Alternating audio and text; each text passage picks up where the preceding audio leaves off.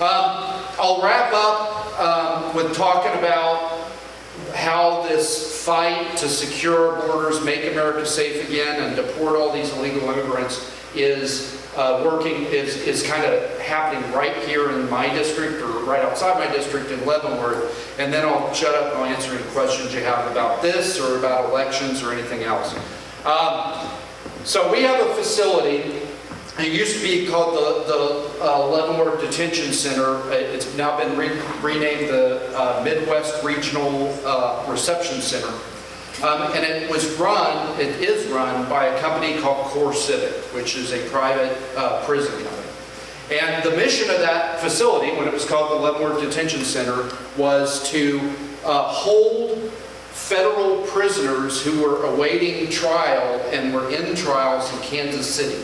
It was super convenient, because if you're being held without bail for a federal crime, you probably are going to get convicted because you probably did something really, really bad. And then once you get convicted, they could just ship you right down the street into my district to the U.S. Penitentiary Leavenworth, right? At the big house. And so, great mission, employed about 177, 200 people, give or take, at any given time. And then here comes Joe Biden, new president of the United States, and one of the first executive orders he signs says that private prison companies can't hold federal prisoners, and shut it down. All those jobs, 177, 200 jobs. Some of those folks, they're able to go out of town and work at other facilities where they do maintenance rather than guarding, but it shut down the facility, and all those jobs left Leavenworth. So, fast forward to 2024, Joe Biden is losing the election epically, and he's getting beat to death on immigration. And so he wants to look tough on immigration. So he tells his Mayorkas, his Secretary of Homeland Security, hey, we need to start housing all these illegal immigrants until we can get them asylum status. And we need to make sure that asylum status doesn't happen until after the election so that I can get reelected, so I look tough on immigration.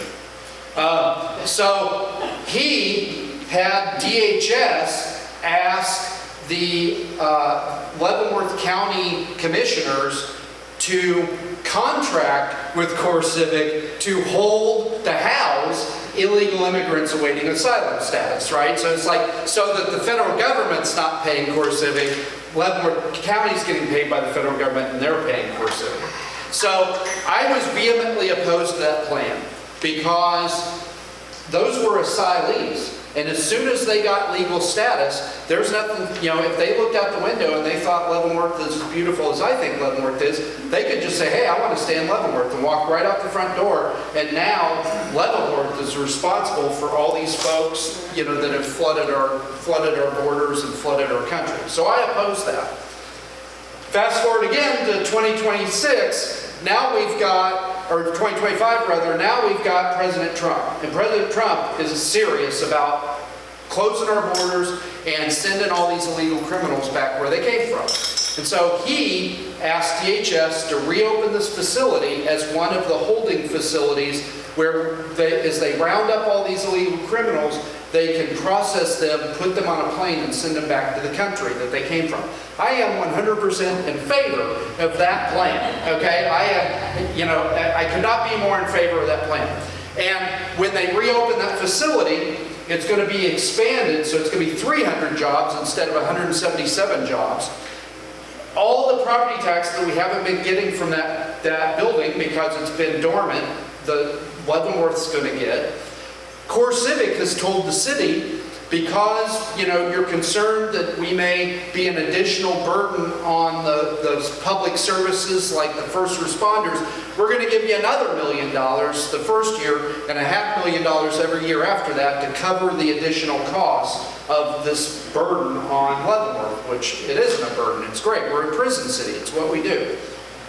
And then in the legislature, myself, Senator Klemp, and all of the other members of the Leavenworth legislative delegation, in the state budget, we got a provision put in there. Because there were a lot of people saying, oh, you know, if we have 300 new corrections officers working in the facility and they get 28 bucks an hour, which is what they're going to be getting, which is a lot more than the state pays, they're just going to poach all the corrections officers from the Lansing Correctional Facility. So we got put in the budget $4.1 million in raises for the corrections officers at the Lansing Correctional Facility, but it only goes into effect when they open. That's the only way we can talk our colleagues who don't have this facility into raising the budget, raising the pay. And I'll tell you, I've been working on this for years and years and years, so to finally get that pay raise is huge.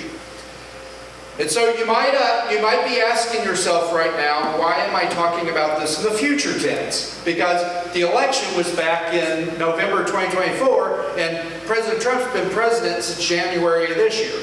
Well, there are 3 Democrats in the city commission, led by Mayor Holly Pittman, who is the wife of the guy that just got beat by Senator Clem, and they are dug in because they don't want President Trump deporting illegal aliens, and they don't want President Trump making America safe again, and so they're suing CoreCivic to stop them from opening.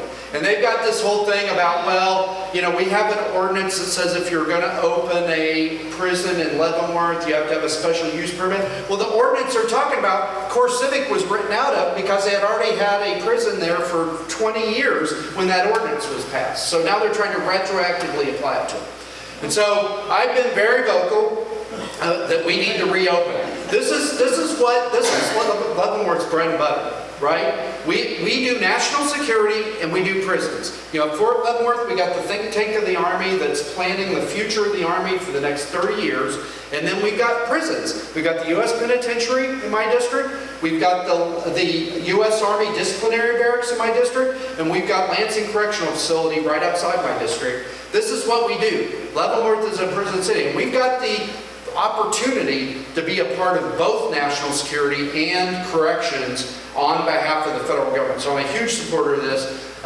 They got the city sued CoreCivic in federal court, and they got laughed out of court. So they went to the local judge and got an injunction to stop them from opening. But now, as it's unwinding, CoreCivic is suing the city on constitutional grounds because they're infringing on their property rights to do what they want with their property that they were assured they'd be able to do when they opened.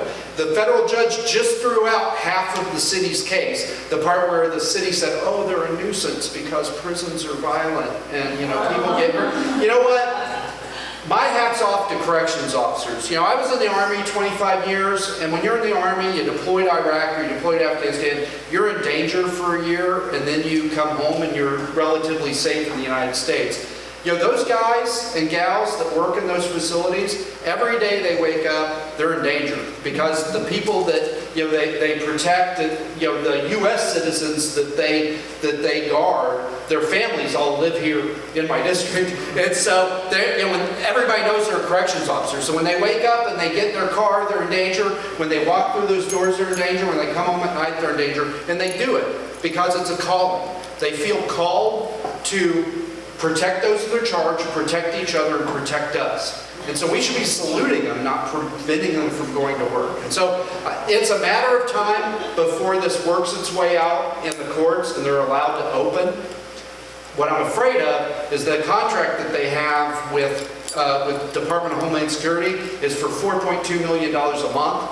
And they're not getting that money because we're suing them. And I'm just praying that they don't come after the city for damages, which they're rightfully owed because their rights were violated, their property rights were violated. I just hope they don't come back at us because it'll bankrupt the city. So I mean, this is, you know, it's going to settle out. But I would just tell you, elections have consequences. You know, the people of Leavenworth voted these 3 communists into government, and now we're suffering the consequences.